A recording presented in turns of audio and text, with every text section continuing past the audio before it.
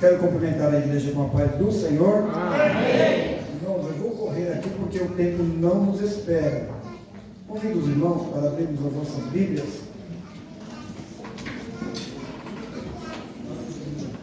Atos dos Apóstolos, capítulo de número 16.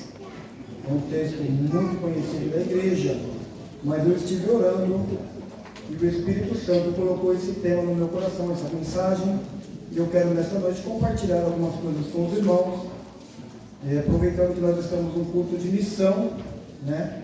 Costumamos dizer que missão está no coração de Deus, então também precisa estar nos nossos corações. Louvo a Deus pela vida da irmã Roseli, né, pela obra, pela equipe de missão, irmãos. Que trabalho maravilhoso que é realizado aqui nesta congregação, né, nessa casa, onde nós servimos ao Senhor. Tive o primeiro privilégio, a minha primeira viagem missionária com os irmãos aqui, foi marcante e as próximas também serão, viu? Porque é as mãos de Deus. Os irmãos fiquem atentos, porque o que eu quero transmitir nessa noite, com semente a palavra, tem a ver com esses trabalhos, irmãos. Porque é a mão de Deus guiando e conduzindo. Atos dos Apóstolos, todos encontraram? Amém. O capítulo de número 16, a partir do verso de número 25 até o 34, e depois eu quero fazer uma breve reflexão com os irmãos neste capítulo. Não dá para ler ele por completo e falar porque o tempo não permite, mas vamos meditar aqui, rapidamente, em Atos 16, capítulo 16, versículo 25 ao 34, para a nossa meditação, que nos diz assim: perto da meia-noite, Paulo e Silas oravam e cantavam hinos a Deus, e os outros presos os escutavam. De repente sobreveio um tão grande terremoto que os alicerces do cárcere se moveram e logo se abriram todas as portas e foram soltas as prisões de todos.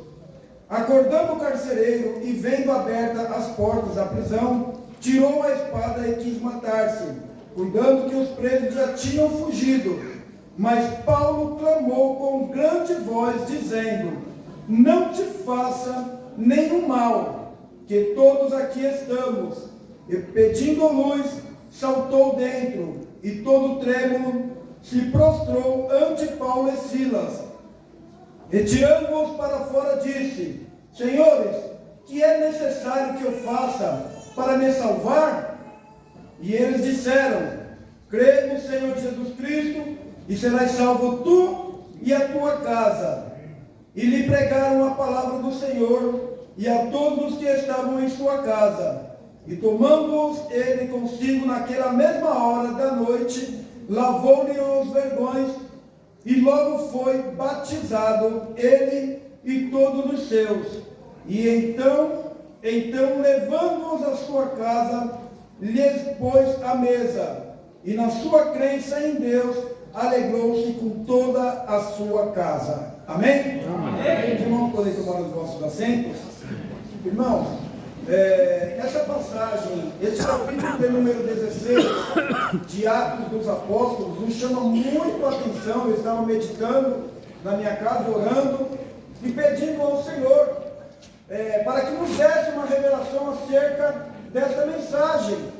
E o Espírito Santo, irmãos, ele é maravilhoso, né? Porque quando você começa a meditar na palavra do Senhor, o Espírito Santo ele vai fazendo com que nós venhamos mergulhar no oceano do Espírito, que é a palavra do Senhor. E aí vai abrindo um leque e um entendimento na nossa mente acerca do agir e do trabalhar de Deus. Haja visto que antes do capítulo 16, no finalzinho do verso do capítulo 15, Paulo e Barnabé, eles estavam juntos, iriam sair para fazer a obra do Senhor, e de repente Barnabé, ele comunica a Paulo sobre a questão de convidar João Marcos, mas Paulo não estava de acordo. Então houve um pequeno desentendimento entre esses dois, e eles se separaram, né? Até então, irmão, você fazer uma leitura simples Você vai pensar, poxa vida, né, mas Barnabé não estava concordando com Paulo? Não, na verdade não é Barnabé, não é Paulo. É a obra do Senhor. Era Deus trabalhando para conceder salvação a pessoas que estavam distanciadas dos caminhos do Senhor. E é interessante porque nós entrando no capítulo de número 16 e indo adiante, Paulo escolhe a Silas, e aí vai Paulo, Silas e Timóteo para uma viagem. E aí então, irmãos, começa uma ação também do Espírito Santo nessas viagens, porque Paulo decidiu no seu coração ir para uma certa cidade, mas o Espírito Santo não permitiu que eles fizessem essa viagem para uma determinada cidade. Eles foram impedidos pelo Espírito Santo, né? O que eu vejo aqui, irmãos? A onisciência de Deus nas nossas vidas, porque muitas das vezes nós fazemos um planejamento de algo. Às vezes nós vamos sair para evangelizar e falar, olha, vamos descer para a Avenida Ipanema, mas de repente o Espírito do Senhor toca no coração de alguém e fala, não, não é para lá que nós vamos. O Senhor colocou no meu coração para nós irmos para o outro lado. Aí alguém pode até falar, mas eu não concordo, não vamos para lá, vamos para cá. Mas irmãos, o certo é que nós devemos ter sensibilidade à voz do Espírito, porque Deus, Ele sabe o que faz. Irmãos, o valor de uma alma, às vezes eu estou aqui, irmãos, conjecturando para os irmãos entenderem. Às vezes, irmãos, a gente quer ir para um lugar onde tem um grande movimento de pessoas. Às vezes você vai evangelizar naquele local, amém, é válido, mas de repente ali não vai haver nenhuma conversão, porque Deus, Ele sabe de todas as coisas. De repente você vai para um lado oposto, obedecendo a voz do Espírito, e de repente você chega num lugar que você vai evangelizar uma pessoa, mas aquela pessoa está sedenta de Deus, e ela está esperando uma oportunidade de ouvir a palavra. Olha que interessante como Deus trabalha no nosso meio, né? O assunto da escola bíblica dominical nessa manhã falou sobre a verdade que liberta. E quem é a verdade que liberta, se não Jesus? Conhecereis a verdade vos libertará. João 8,32, João 8,36. Se o Filho do Homem vos libertar, verdadeiramente sereis livres. Então, por muitas das vezes, nós não vamos entender como é que Deus vai trabalhar. Porque o agir, o trabalhar de Deus, irmãos, para nós é mistério. Mas o interessante é que nós, sendo obedientes à palavra do Senhor, porque nós precisamos ser, porque nós temos o Espírito de Deus em nossas vidas, então precisa ter essa sensibilidade e a devida obediência à voz do Senhor. Aí nós vamos entender depois lá na frente o porquê que Deus fez daquela forma, e o nome do Senhor, Ele é glorificado sobre as nossas vidas, né? E aqui, irmãos, nós vemos que nessa segunda viagem missionária do apóstolo Paulo junto com Silas e Timóteo, uma das primeiras personagens que aparece, Lídia, no capítulo 16, ainda do verso 11 ao 15, vai contar da história de Lídia, que era uma mulher bem sucedida, e interessante que ainda ela não era convertida aos caminhos do Senhor, mas ela já tinha um certo temor, mas ela precisou ouvir a pregação do apóstolo Paulo para que ela também pudesse se converter. Então, olha só o trabalhar do Senhor, por intermédio do Espírito Santo, conduzindo o apóstolo Paulo, Silas e Timóteo a esta viagem.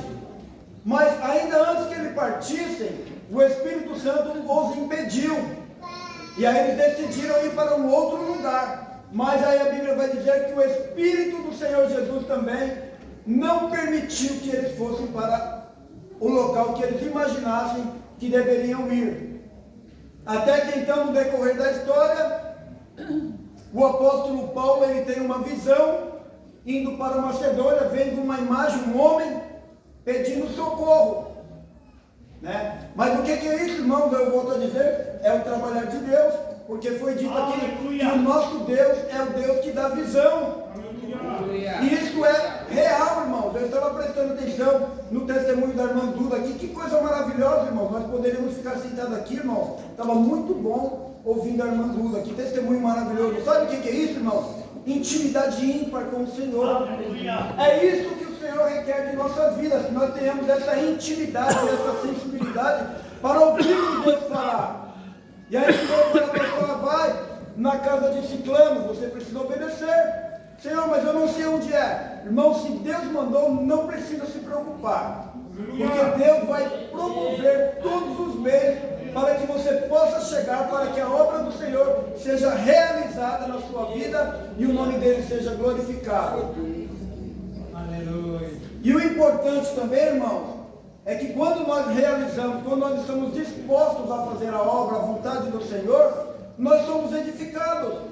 Porque você vai chegar numa situação que às vezes você vai olhar e falar, meu Deus, mas é só o Senhor quem pode fazer alguma coisa aqui, mas que o Senhor te levou é porque Ele vai fazer. E aí quando Ele faz, o nome dele é glorificado, você é edificado na fé. Porque assim, nós vamos vivendo de fé em fé, vendo o agir, o trabalhar de Deus na vida dos necessitados. Por quê, irmãos? Porque nós servimos a um Deus compassivo. Deus, Ele é compassivo. As orações que são realizadas aqui, quando alguém levanta, pede para levantar um clamor, irmãos, não é em vão. É porque Deus coloca nos nossos corações, na nossa mente, a preocupação de orarmos pelos necessitados. Porque Deus, Ele quer realizar uma obra através das nossas orações. Deus quer realizar uma obra através do evangelismo. Que por muitas das vezes, irmãos, nos dias em que nós estamos presenciando, uma boa parte das pessoas, estou falando de uma forma geral, uma boa parte dos irmãos não tem mais preocupação de sair para entregar folhetos. Haja visto ainda, pastores, que existem pessoas que dizem que folheto é coisa do passado. Não é coisa do passado, irmãos. Sabe por que não é coisa do passado? Porque os folhetos de evangelismo contém a palavra do Senhor. Aleluia. E a palavra de Deus, irmãos, ela é inerrante. Aleluia. A palavra de Deus é vida para aqueles que estão mortos espiritualmente.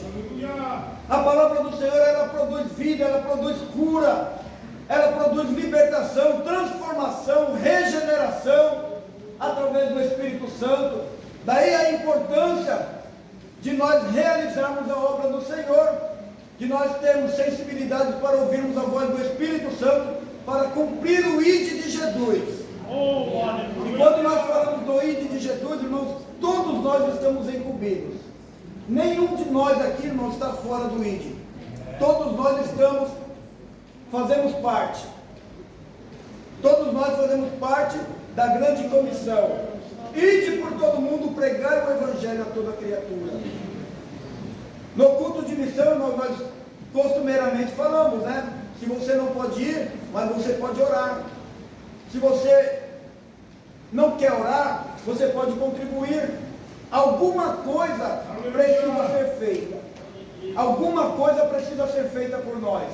Deus não nos salvou para ficarmos somente congregando de braços cruzados, sem se preocupar com as almas.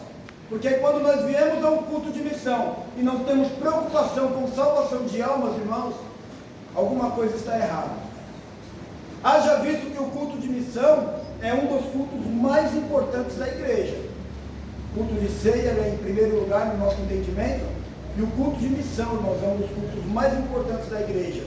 Agora eu pergunto para os irmãos, eu estou inserido nisso, aonde estão as almas? Meu Deus! Aonde estão as almas sedentas pela palavra do Senhor? Deus leva Paulo e Silas através de uma visão para uma cidade, para um outro local. Eles foram para a Macedônia e ali, irmãos, eles encontraram uma jovem que tinha um espírito de adivinhação. E por alguns dias aquela jovem incomodou a Paulo e os seus companheiros, até que chega o momento de ele orar e repreender aquele espírito. Aquele espírito sai daquela jovem, e aí os seus senhores foram até os magistrados, denunciaram a Paulo e Silas, E aí eles foram apanhados, açoitados e presos. Mas que mal eles estavam fazendo, porque eles estavam, na verdade, pregando a palavra do Senhor, o evangelho de boas novas. Mas eles foram açoitados. E aí vai dizer a Bíblia que perto da meia-noite, Paulo e Silas oravam e cantavam hinos a Deus. Aleluia! E os outros presos escutaram. O carcereiro estava dormindo. De repente, veio um grande terremoto, um grande temor naquele local, ao ponto dos cárceres se abrirem. E aí o carcereiro, ele acorda assustado, ele tirando a sua espada ia dar cabo à sua própria vida. Aí Paulo e Silas dão um pulo e falam: não te faça nenhum mal, que estamos todos nós aqui. Glória a Deus.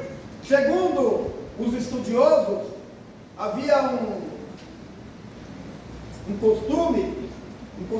uma regra na lei romana, que os carcereiros que deixassem os presos escaparem, eles teriam que pagar com a própria vida.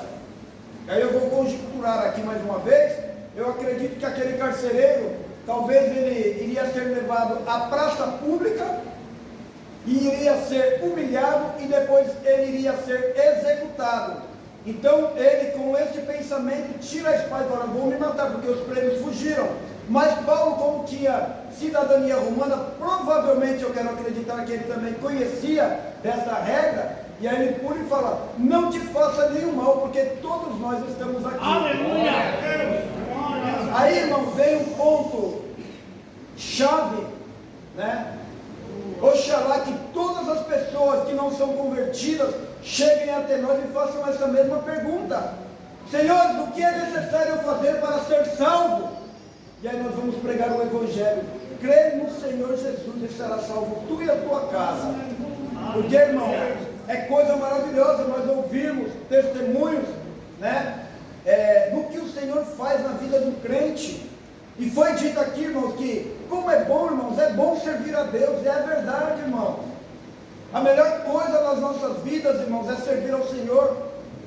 Tem um louvor que diz que a melhor coisa que eu já fiz em toda a minha vida foi aceitar Jesus.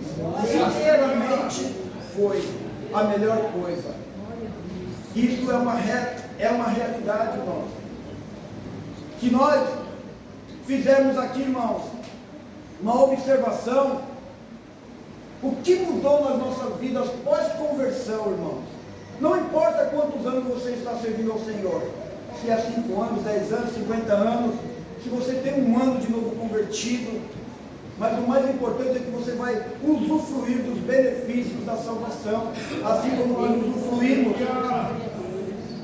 Nós vivemos paz em meio à guerra, em meio à perseguição, em meio às dificuldades, mas nós confiamos no Deus da nossa salvação. Porque o Salmo 37:5 vai dizer: entrega os teus caminhos ao Senhor, confia nele e ele tudo fará. E nós cremos que Deus, ele é fiel, ele é poderoso para suprir todas as nossas necessidades. Mas para tal, irmãos, precisamos ter uma vida alicerçada, libada na palavra do Senhor, uma vida de oração, uma vida de dedicação, de consagração ao Senhor, para que nós possamos ver os feitos do Senhor. Eu tenho certeza que muitos dos irmãos aqui, assim como eu também almejo a salvação dos nossos familiares, dos nossos amigos, dos nossos vizinhos, porque eu tenho amigos, irmãos, que não são crentes, mas eu oro por eles: Senhor, salva, entra com providência, convence, envia o teu Espírito Santo. As nossas orações, irmãos, elas têm poder no mundo espiritual.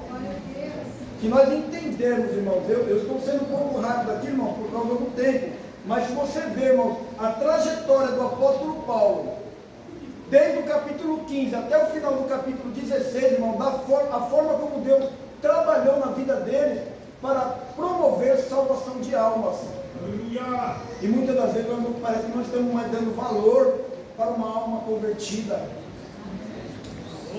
Parece que muitas das vezes não temos mais a preocupação: olha, eu já sou salvo, já estou indo para a igreja, o meu nome já está escrito no livro da vida, eu me alegro por isso. Mas, irmãos, eu não posso ser egoísta. Existem muitas pessoas aí no mundo precisando, irmão, de uma palavra de consolo, uma palavra de fé, de esperança, e nós somos portadores da verdade. O Senhor, Ele vai cobrar isso de cada um de nós se nós não fizermos as nossas partes. Eu vou parar por aqui porque o tempo foi embora, mas irmãos, medite nessa palavra, é uma palavra digna de toda aceitação, e assim eu agradeço a oportunidade em nome de Jesus.